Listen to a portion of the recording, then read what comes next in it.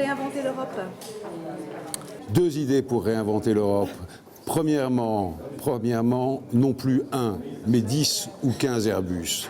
Deuxièmement, 4 ou 5 hommes politiques européens qui sachent défendre l'Europe avec autant d'éloquence que Jean-Luc Mélenchon sait l'attaquer.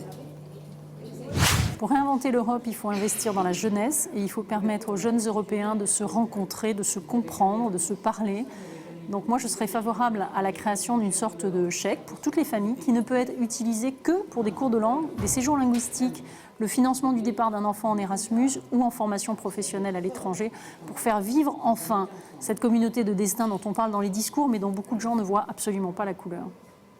L'Europe sera sociale ou ne sera pas. François Mitterrand.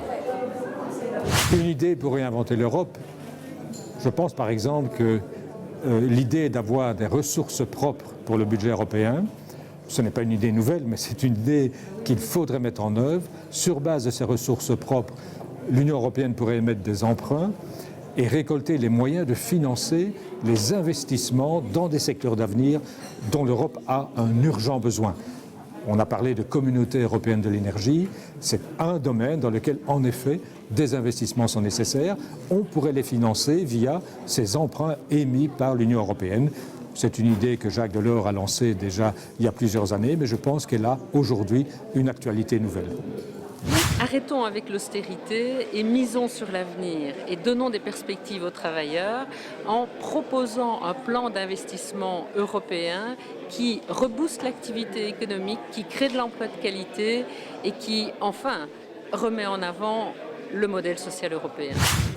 C'est-à-dire commencer par la culture. Je pense qu'on a commencé avec les banques et la monnaie et je pense que si vraiment on faisait très exactement l'inverse, c'est-à-dire montrer qu'il y a une espèce de substrat judéo-chrétien, c'est moi l'athée qui peut me permettre de le dire, on montrerait effectivement qu'il y a une culture qui déjà réunit depuis plus de 1000 ans les peuples et à mon avis on a laissé ça de côté. Et quand on laisse de côté la culture, on laisse parler les banquiers ou les financiers, on ne peut pas avoir un assentiment général et populaire. Tout simplement mettre ou remettre l'entreprise au centre du débat. Mais l'entreprise responsable, pas l'entreprise coupable. L'entreprise acteur majeur de toute économie, qu'elle soit libérale ou non.